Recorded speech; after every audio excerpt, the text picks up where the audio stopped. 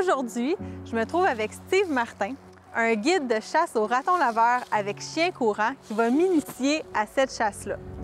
Bonjour Steve! Bonjour! Merci de m'accueillir à ton érablière. Ça fait plaisir.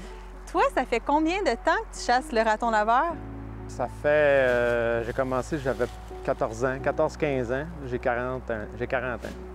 Ça fait un petit bout. Ça fait un bout, là. Puis là, récemment, tu t'es mis au guidage. Oui, c'est Donc, ça. avec tes chiens, tu emmènes les gens à expérimenter cette chasse-là. C'est ça, oui. OK. Je suis venue te rejoindre ici juste avant le coucher du soleil parce qu'on m'a dit que la chasse au raton, ça se pratique de nuit.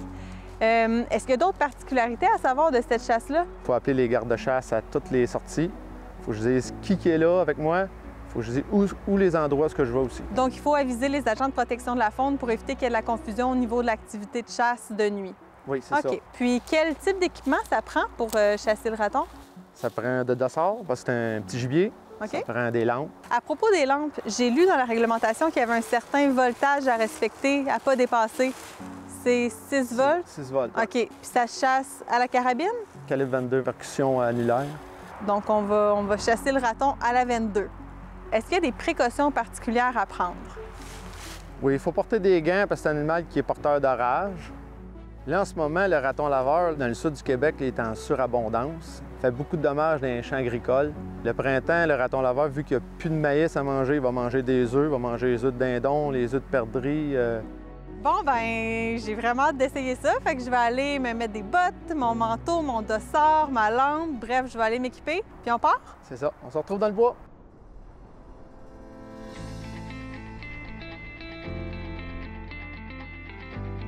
On est en train de se préparer pour partir à la chasse.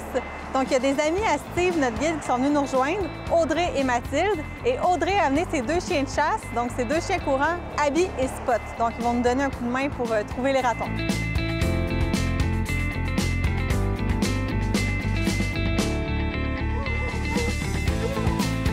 Avant de partir, je mets le petit produit anti-tic parce qu'on est dans une région où il y a quand même beaucoup de tiques, donc on veut se protéger, puis on s'en va jouer dans le bois. On sait pas où on va se retrouver. Fait que, voilà. Première qualité, deuxième qualité, puis troisième meilleure qualité d'un chien, c'est sa capacité de garder l'arbre longtemps. Peu importe le nombre de temps que ça prend, c'est un chien accompli. Bon, il va parce qu'on a entendu japper, là. Go.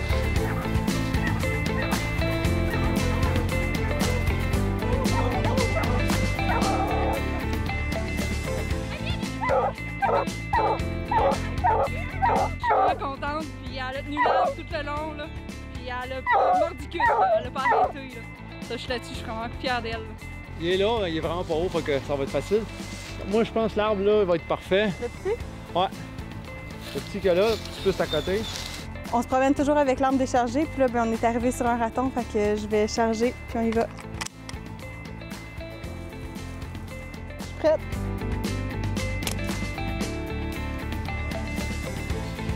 Hey! Mon premier raton. Félicitations pour ton premier raton. Un beau tir, un coup, puis c'était fait. Mais là, on en a un autre à l'arbre. Django est là-bas, il nous attend. Donc on s'en va là pour au moins le deuxième à Stéphanie.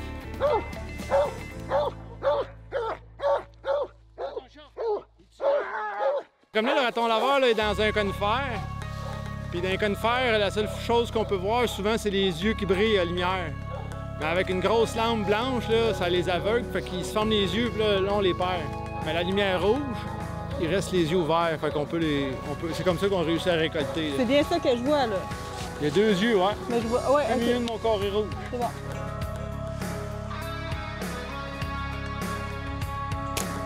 Fait que je viens de récolter mon deuxième raton.